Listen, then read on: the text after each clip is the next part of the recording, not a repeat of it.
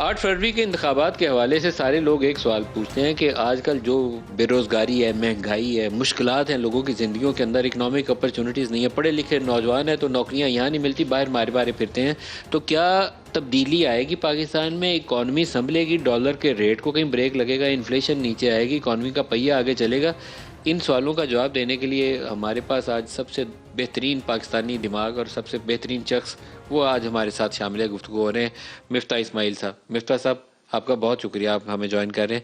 کیا انتخابات سے ہمارے جو الجھے ہوئے مسئلے ہیں وہ سلجھیں گے یا نہیں سلجھیں گے؟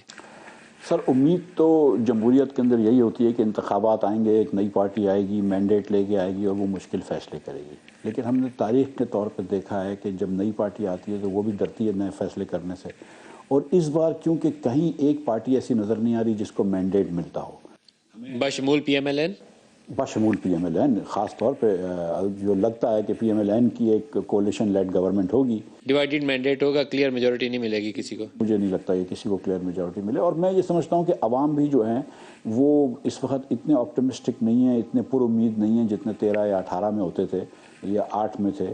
عوام بھی کافی مایوس ہے، جو آپ نے بتائی بات کہ ہمارے بچے جو ہیں وہ دنیا میں جا رہے ہیں، کوشش کر رہے ہیں کہ نوکریاں مل جائیں، یہاں پہ مہنگائی بہت زیادہ ہے، جو کہ میں آپ سمجھتا ہوں کہ نا امیدی کیوں بڑھی؟ سر دیکھیں، آپ کا 39% جو آبادی ہے وہ خط غربت کے نیچے ہے۔ ویسے ہم ان لوگوں کو کھاتے میں بھی نہیں لکھتے، سچی بات ہے کہ 90% پاکستانی جو غریب ہے جس کو تو ہم دکھتے ہی نہیں، ہم تو یہ 10% مڈل کلاس اور 1% ایلیٹ کے چکر میں رہتے ہیں، لیکن اب تو مڈل کلاس بھی ماری گئی ہے، سفید پوش آدمی بھی مارا گیا ہے۔ بجلی کے بل بھرے تو مطلب آٹا کیسے خریدے، گیس کے بل بھرے۔ ایک آنیسٹ آنسر چاہیے، جو 16 ماہ کی پی ڈی ایم کی حکومت تھی اس نے اکانومی کا پٹھا نہیں بٹھا دیا؟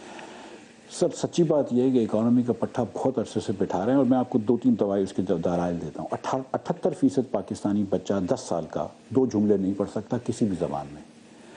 آپ کی ملک کے اندر آپ ایک جاہلوں کی قوم بڑی کر رہے ہیں۔ 40% پاکستانی بچہ سٹنٹڈ ہے، یعنی کہ ذہنی اور جسمانی طور پہ کمزور ہے، ذہنی طور پہ بھی کمزور ہے، اور 17% بچہ ویسٹڈ ہے، یعنی کہ پچھلے سال اس کو خوراک نہیں ملی۔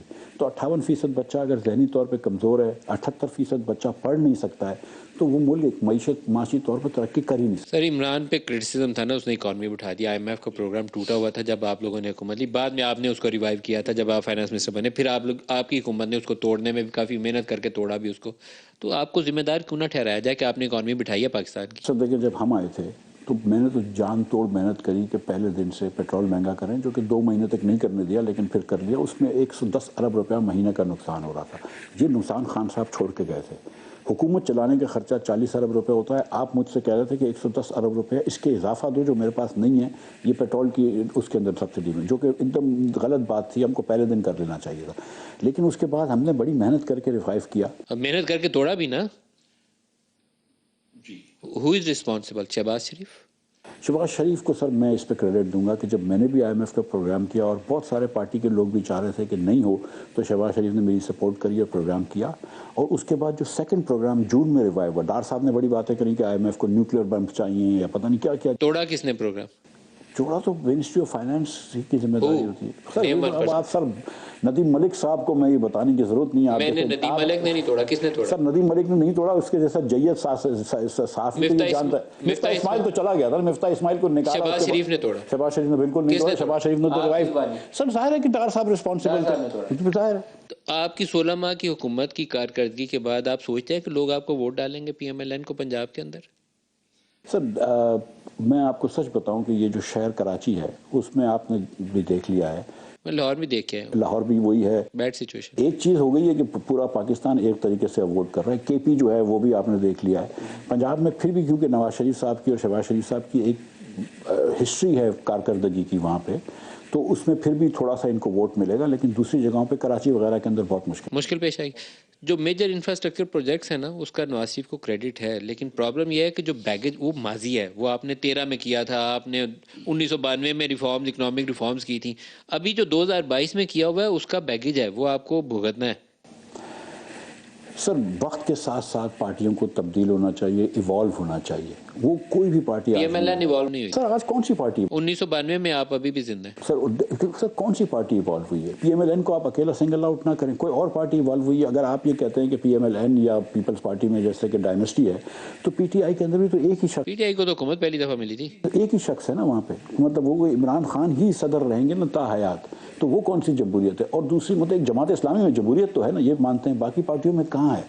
اس کے بعد سر آپ یہ دیکھیں کہ کون سی پارٹی ایوالو ہوئی ہے، کون سی پارٹی نے آج یہ بات کری ہے کہ پاکستان کے اندر پاپولیشن تیزی سے بڑھ رہی ہے، اس کا کچھ کرنا پڑتا ہے. 8 فروری 2024 میں اگر نون لیگ کی حکومت کولیشن کمیٹی بن جاتی ہے تو پھر کیا ریفارمز لائیں گے؟ اگر وہ 1992 والا ہی سارا ماڈل آ کے اوپر بیٹھ کے وزارتیں چلائے گا. 91 سے 93 کا جو مسلم لیگ کا دور تھا، یہ میں ہمیشہ کہہ چکا ہوں، آج سے 10 سالوں سے کہہ رہا ہوں کہ وہ پاکستان کا بیسٹ پیریڈ تھا 2 سال کا. لیکن کیا 2024 میں وہ ویلڈ ہے؟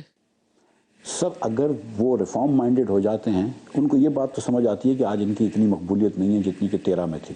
یہ بات تو ہم سب کو نظر آتی ہے. نون لیگ کو پتہ ہے کہ ان کی وہ اتنے مقبول نہیں ہے، یا ابھی وہ ایک ڈسکنیکٹ فرام ریالٹی میں ایگزسٹ کرتے ہیں؟ میرے خیال میں سے سیاستدان جو ہوتے ہیں نا، ان کو بہت چیزیں سمجھ میں آتی ہے. اور نواز شریف صاحب جتنے ہوشیار سیاستدان پاکستان میں کم ہوں گے، تو ان کو تو یہ پبلک کی ریڈنگ تو ہے نا. آپ کے خیال میں وزیر اعظم کون بنے گا اگلا؟ یہ تو سر اللہ ہی جانتا ہے، میرے بس کی بات نہیں ہے یہ گیس کرنا. اگر کولیشن گورنمنٹ ہوئی اور کمزور کولیشن ہوئی اور نون لیگ کی 70-80 سے زیادہ نشستیں نہ ہوئیں تو anybody could be prime minister of Pakistan. جی یہ آپ کو پتہ ہے نا، یہ ریالٹی ہے نئی پاکستان کی. نہیں، آبویسلی یہ ریالٹی ہے نئے پاکستان کی، کیونکہ بہت آپ کس کو چاہیں گے فائنانس منسٹر بنے؟ میں سچی بات ہے کہ دیکھیں، یہ شمشاد صاحبہ بھی بڑا اچھا کام کری. میں چاہ رہا ہوں کہ کوئی آدمی وہ ہو جو اکانومسٹ ہو، جس کو اکنامکس سمجھ میں. ڈاکٹر شمشاد نے ریفارمز کی ہیں. دیکھیں سر، ڈاکٹر شمشاد کے پاس تو کوئی مینڈیٹ ہی نہیں ہے نا. اور میں آپ مینڈیٹ ہے، اب جاتے جاتے وہ لا امینڈ کر کے مینڈیٹ دیا گیا کیئر ٹیکر. ہاں، لیکن سر وہ مینڈیٹ نہیں ہے، وہ وقت نہیں ہے. We are not bold enough to take the initiatives. پر ریفارم سب دیکھیں، جب ریفارم کیا کرنے ہیں ہم نے اس وقت، آپ نے دیکھا ہے کہ 1400 ارب روپے ہم نے 2 سال کے اندر پبلک کمپنیز کے اندر نقصان کیا ہے. تو پہلا ریفارم یہ نہیں بنتا ہے کہ نجکاری کی جائے. بجلی کبھی سستی ہو ہی نہیں سکتی جب تک کہ آپ بجلی کمپنیوں کو نجکاری نہ کریں. تو بجلی کے اندر نجکاری کرنی ہے، پی آئی اے کو نجکاری کرنی ہے، دیگر چیزوں کو کرنی ہے. اور ریفارمز کیا کرنے ہیں آپ نے دیکھیں پاکستان میں بزنسز کو 3-4 مسئلے. کوئی ایک سیاسی جماعت ہے جو جس کا یہ ویژن ہو کہ ہم آئیں گے تو ہم یہ ریفارم کر دیں گے؟ Name one. میرا نہیں خیال ہے کوئی ایسی سیاسی جماعت ہے اس وقت جو کہ حکومت کے قابل ہو. تو پھر الیکشن ہمارے مسئلے کا حل ہے یا مسئلے کو کمپلیکیٹ کریں گے؟ الیکشن نہ کرانا بھی مسئلہ ہے. نہیں، الیکشن تو کرانا مینڈیٹری ہے، وہ تو اس کے بغیر حل ہی نہیں ہے. لیکن میں تو ہمارا ان سیاسی جماعتوں کا سوچتا ہوں کہ ان کے اندر کیپیسٹی نہیں ہے. مسئلہ یہ ہے کہ ہم لکھے ہوئے آئین پہ نہیں چلتے. پہلے اگر ہم کو جیسے سی او ڈی کی ضرورت آتی ہے نا، وہ چارٹر آف ڈیموکریسی کی، اس پہ بھی عمل نہیں تھا. وہ چارٹر آف ڈیموکریسی پہ عمل کرنے کی ضرورت نہیں ہے اور کمر کرنے کی ضرورت نہیں ہے. چارٹر اگر آپ جمہوریت کے ویسے ہی اصولوں میں چلتے ہیں. اسماعیل کیوں دور ہوئے سیاست سے؟ مفتاح اسماعیل کی جگہ نہیں ہے سیاست. کیوں؟ سر دیکھیں، مفتاح اسماعیل کوئی جدی پشتی کا سیاستدان نہیں ہے، کوئی میری سیٹیں نہیں ہیں، کوئی وہ نہیں ہے میرا. آپ کس یونیورسٹی سے پڑھ کے آئے ہوئے؟ University of Pennsylvania Wharton School of Business سے پڑھ کے آیا ہوں. شاہد خاقان باسی صاحب کس یونیورسٹی آف کیلیفورنیا سے بیچلرز کری ہے، جارج دونوں واشنگٹن سسٹم سے ہم نے باہر نکال دیے. سر دیکھیں، کیوں نکالیں؟ سر دیکھیں، ہماری ایک سوچ ہے. ہم سمجھتے ہیں کہ پارٹیاں جو ہیں ہماری وہ اس سوچ سے ہٹ گئی ہیں. وہ جو پرانے نعرے تھے وہ ہٹا دیے ہیں، بہت ساری چیزوں پہ کمپرومائز کر دیا اور پارٹی ایوالو نہیں ہوئی ہیں. کوئی ان میں برائی نہیں ہے، اچھے لوگ ہیں، لیکن وقت کے ساتھ آپ کو رہنا ضروری ہے. آج مثال کے طور پر اکبر بادشاہ کو لے کے آئیں یا اورنگزیب عالمگیر کو لے کر آئیں، مثال دے رہا ہوں آپ کو، تو وہ شاید اس دنیا کے لیے موضوع نہیں ہے. ہم کو آج کے پاکستان کے مسئلوں کو حل کرنا ہے. ہم کو پاپولیشن پلاننگ کی بات کرنی ہے، ہم کو ایجوکیشن کی بات کرنی ہے، ہم کو ہیلتھ کی بات کرنی ہے، ہم کو لوکل گورنمنٹ. مفتاح صاحب جو 8 فروری کو حکومت بنے اور وہ پہلے دن ریفارمز لینا لگے، تو کتنا عرصہ لگے گا کہ یہ جو 39% 40% پور پاپولیشن ہے، یہ جو large number of unemployed youth ہے، اس کو ہم مین سٹریم میں لا سکیں؟ کتنا ٹائم لگے گا؟ سر میں آپ کو بتاؤں کہ 2 سے 3 سال کے اندر آپ وہ ریفارم شروع کر سکتے ہیں کہ ان چیزوں کو آپ قابو لا سکتے ہیں. پہلے نیت ہونی چاہیے، لیکن آپ کے لیے یہ سب سے ضروری ہونا چاہیے مثال کے طور پہ کہ یار یہ پاورٹی کو کم کریں. یہ سب سے زیادہ کتنا ٹائم لگے گا؟ مطلب سر دیکھیں، مے بی 5 ایئرس. 3 کروڑ لوگوں کو، 10 کروڑ لوگ پاورٹی میں، آپ 3 سے 4 کروڑ لوگوں کو 5 سال میں نکال سکتے ہیں. اس سے پہلے نہیں کر سکتے. ویری ڈیفیکلٹ ٹاسک جو گورنمنٹ لے گا اس کے لیے it's not going to be the bed of roses. It's a very difficult task. لیکن the thing is کہ وہ اگر وہ آنکھیں بند کر لیں اور بولیں گے یہ بیڈ آف روزز ہے اور اسلام آباد میں وہ مزے ہو گئے، حکومت آ گئی کھیلتے ہوں، تو پھر تباہی ہے. تو پھر سب دیکھیں اب تباہی کی جگہ نہیں، کوئی غلطی کی گنجائش بہت کم ہے پاکستان میں. جہاں پہ ہم پہنچ گئے ہیں، بنگلہ دیش جو 1970 میں جس کی آمدن ہم سے آدھی تھی وہ ہم سے آگے ہے. ہندوستان الیکشن انہوں نے ہم جیسے ہی کرایا، ویسے آج انہوں سر نے بھی الیکشن تو آج انہوں بیوقوفی نے کی نہیں ہے. سر، ہم سے تو بہت آگے نکل گئے ہیں وہ. الیکشن بہت گندا کرایا انہوں نے، اکانومی ٹھیک کر لیا انہوں نے، الیکشن بہت خراب کرایا. بہت خراب کرائیں الیکشن. مطلب بنگلہ دیش کو اب کوئی جمہوریت نہیں مانتا ہے وہ، مطلب وہ الیکشن کمپلیٹلی ڈکٹیٹوریل سٹائل میں انہوں نے کیا، completely، ساروں کو فکس کر کے اندر اس نے الیکشن جیت لیا. سر وہ بندے کھڑے کرنے پڑ رہے ہیں ان کو. ویسے ہم بھی ایسا ہی الیکشن کریں گے، آپ 8 فروری کا انتظار کریے. تو پھر چلیں